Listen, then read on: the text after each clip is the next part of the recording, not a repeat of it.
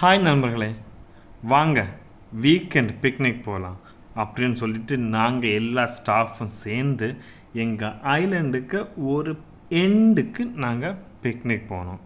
நிறைய ஸ்டாஃப்ஸ் வந்து அவங்க குழந்தைகள்லாம் கூப்பிட்டு வந்திருந்தாங்க. கூப்பிட்டு வந்து அந்த குழந்தைங்க விளையாட்டுகளை வச்சு வந்த உடனே ஆரம்பிச்சிட்டாங்க விளையாடுறதுக்கு. இதுதான் மால்தீவ்ஸுக்கு பியூட்டிங்கிறது. இந்த கடலும் இந்த கலரும் இந்த மண்ணும் தான் அழகு. குழந்தைங்க வந்த உடனே அவங்க பாட்டு கடலுக்குள்ளே விளையாட ஆரம்பிச்சிட்டாங்க. நாங்கள் டீச்சர்ஸ் எல்லாம் வெளியே வாலிபால் அது இதெல்லாம் விளையாடி முடிச்சு டயர்ட் ஆகிட்டு பாபிக்யூ பண்ண ரெடியாகலான்னு சொல்லிவிட்டு வந்த வேலையை பார்ப்போன்னு பாபிக்யூ செய்ய ஆரம்பித்தோம். ஏன்னா சாப்பாடு ரொம்ப முக்கியம். அப்படி நம்ம என்ன பண்ணோம், ஏதாவது விரவு ஏதாவது இலையெல்லாம் கிடைக்குமான்னு பார்க்கலான்னு பக்கத்தில் சைடில் ஜங்கிள் மாதிரி இருந்துச்சு. ஸோ அதுக்குள்ளே போய் பார்க்கலான்னு உள்ளே போனோம். உள்ளே போய் பார்க்க போன இடத்துல தான் ஒரு சாதனம் சர்ப்ரைஸாக கிடச்சிது. சர்ப்ரைஸ் ஒன்றும் இல்லை, இங்கே நார்மலாக உள்ளது தான். அதான் வேற ஒன்றும் இல்லை, தேங்காய் விழுந்து அது குறுத்து இருந்தது. இங்கே நார்மலாக ஜங்களுக்குள்ளே எங்கே போனாலும் ஒரு 100, 150, 200 தேங்காய் இப்படி விழுந்து அது பாட்டுக்கு குறுத்து வந்திருக்கும். அதை உடச்சி உள்ளே இருந்து நம்ம இந்த தேங்காய் பூன்னு சொல்லுவோம், நம்ம ஊரில் பொங்குன்னு சொல்லுவாங்க, தேங்காய் பூ, அதை எடுத்து நம்ம சாப்பிடலாம். அப்போ எனக்கு ஒன்று கிடச்சி நானும் எடுத்தேன். இதுக்குள்ளே தான் மற்றது இருக்கும், தேங்காய் பூ. இது நம்ம போய் உடச்சி எடுத்துங்களா? சரி, அடுத்து அதை எடுத்துகிட்டு வர்ற கேப்பில் நம்ம மக்கள் தீயை போட ஆரம்பிச்சிட்டாங்க. தீயும் நல்லா கொழுந்து விட்டு எரிய ஆரம்பிச்சிருச்சு. அந்த கேப்பில் எங்கள் ஆட்கள் கொஞ்சம் 2 பேர் அங்கே போய் நம்ம சிக்கனை பார்பிக்யூ பண்ணுறதுக்கான கிரில்லை கழுவ போனாங்க கடல் தண்ணியில். அதை கழுவிட்டு அவங்க வந்துட்டுருக்காங்க. இன்னொரு பக்கம் எங்கள் ஸ்டாஃப் எல்லாம் சேர்ந்து ஃபிஷ்ஷிங் போய் பிடிச்ச மீனை கொண்டு வந்து கழுவி அதில் வீட்டிலேருந்து அரைச்சி கொண்டு வந்த மிளகாவை நல்லா தேய்ச்சி பார்பிக்யூ பண்ணுறதுக்கு ரெடியாக்கிட்டு இருக்கோம்.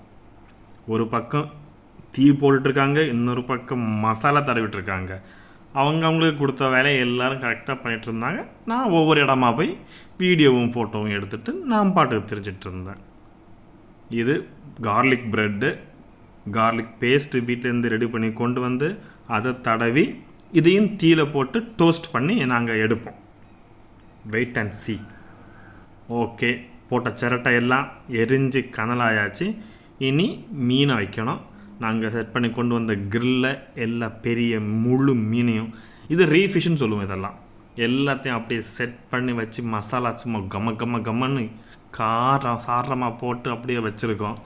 இது வரைக்கும் நீங்கள் எல்லாம் டிவியில் பார்த்த சால்ட்டு போய் நாங்களாம் நேரில் பார்க்குறோம். இப்போ எல்லோரும் அப்படி சால்ட்டு மாதிரி உப்பு போட போகிறாங்க. ஒவ்வொருத்தராக போட்டுட்டு ஓகே, இனி இதை எடுத்து கொண்டு போய் நாங்கள் கொண்டு தீயில வைக்க போகிறோம். வாங்க நம்ம போய் தீயில வைப்போம். ஏன்னா சாப்பாடு ரொம்ப முக்கியம். என்னடா வீடியோவே எடுத்துகிட்டு இருக்கோமேன்னு சொல்லிட்டு நம்மளும் வேலை பார்ப்போன்னு மீன் வச்சு முடிஞ்சோன்னா சிக்கனை கொண்டு போய் கொடுத்தேன். நானும் வேலை பார்க்குறேன், அந்த கிரில்ல சின்ன கிரில்ல செட் பண்ணுங்கன்னு. அந்த கேப்பில் பெரிய கிரில் மீனை தூக்கி கொண்டு வந்து தீயில போட போகிறோம். ஏன்னா ஒழுங்காக வெந்து வந்தால் எங்களுக்கு நல்லது, கரியக்கூடாது. கரிஞ்சால் போச்சு, நல்லா சூடும். எப்படியும் போட்டாச்சு, அதை செட் பண்ணி வச்சுட்டு, ஏன்னா தீயில வச்ச உடனே இது ரொம்ப டிஸ்டன்ஸ் இல்லாமல் இருக்குது, அதனால் டக்குன்னு கரிஞ்சிடும். அதனால் அதை கறியை விடாமல் நாங்கள் என்ன பண்ணோன்னா, இதை அப்படியே கொஞ்ச நேரம் இது வெந்ததுக்கப்புறம் ஒரு பக்கம் வெந்துடும். அதுக்கப்புறம் நாங்கள் அப்படியே மொத்த கிரில்லையும் தூக்கி மாற்றி வைக்கலான்னு உள்ள பிளானில் தான் நாங்கள் வச்சுருந்தோம். அது ரொம்ப ஈஸியாக இருக்கும். ஒரு 5 நிமிஷம் ஆச்சு. அடுத்தது திருப்பி கிரில்ல திருப்பி போட்டால் அடுத்த பக்கம் வெந்துடும். அப்போ ஈஸி, நல்ல சூடு, அதாகும் பிரச்சனை, தொட முடியலை. ஏன்னா நாங்கள் யூஸ்வலாக குண்டு தவுண்டு வைப்போம், இது குண்டு தவுண்டாமல் வச்சோம். ஆல்மோஸ்ட் மீனெல்லாம் ரெடி ஆகிடுச்சு. ஒரு பக்கம் ஃபுல்லாக வெந்துருச்சு, அந்த அடுத்த பக்கமும் ஃபுல்லாக வெந்துருச்சு. இனி இந்த மீனை எடுத்துகிட்டு அடுத்து சிக்கனை வைக்க வேண்டியதான் பாக்கி. பார்த்தாவே நாக்கில் எச்சி ஊறுது. சின்ன எப்படி இருக்கும். அப்போ மீனுக்கு வேலை முடிஞ்சு மீனெல்லாம் எடுத்து டப்பாக்குள்ளே போட்டாச்சு. ஒன்றும் பெரிய பெரிய மீன் எல்லாருக்கும் சொல்லும் போதே நாக்கில் தண்ணி ஊறுது. அடுத்த சிக்கனை நம்ம பக்கம். நமக்கு சிக்கன் லெக் பீஸும் இல்லைன்னா சாப்பாடு இறங்காது. அதனால் நம்ம மெயின் கான்சன்ட்ரேட் சிக்கன் கொஞ்சம் மீனை விட ஈஸியாகவே ஆயிரும்.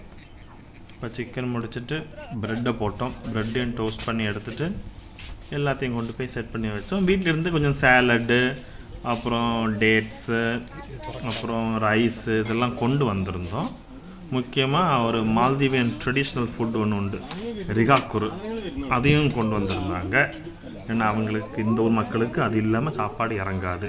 எப்படி நமக்கு சிக்கனும் மீன் இல்லாமல் இறங்காதோ அது மாதிரி அவங்களுக்கு. கூடவே ட்ரிங்க்ஸு எல்லாம் கலக்கி கொண்டு வந்தாங்க. கொண்டு வச்ச உடனே பந்திக்கு முந்து படைக்கு பிந்துங்கிற மாதிரி எல்லாரும் வந்து பிளேட்டை எடுத்துட்டு தேவையான மீன் சோறு எல்லாம் எடுத்து பிளேட்டு மொத்தம் நிறச்சி வச்சு நிழலான ஒரு இடத்துல போய் உட்காந்து வெளுத்து கெட்டணும். எங்கள் ரெஜிஸ்டரோட ஃபேவரெட்டு எப்போவுமே மீன் தான். நாங்கள் வாபிக்கு வச்சதில் பாதி மீன் அவர் பிடிச்சது தான். ஃபிஷிங் ட்ரிப்புக்கு போயிட்டு வந்தார் 2 நாளைக்கு முன்னாடி. ஸோ உங்கள் கூட சேர்ந்து நானும் சாப்பிட்டேன். சாப்பிடும்போது நான் பார்த்த காட்சி, ஒரு சின்ன குழந்தை அதுவாகவே சூப்பராக சாப்பிட்டுட்டு இருந்து. சரின்னு சொல்லி சாப்பிட்டு முடிச்சுட்டு வெயிலுக்கு இதமாக தண்ணிக்குள்ளே குதிப்போம் அப்படின்னு நாங்கள் கடலுக்குள்ளே போயிட்டோம். நீங்களும் வாங்க, கடலுக்கு போவோம். மறக்காமல் சேனலை சப்ஸ்கிரைப் பண்ணிவிட்டு வீடியோவை ஷேர் பண்ணுங்கள். Tata bye bye. அடுத்த வீடியோவில் சந்திப்போம்.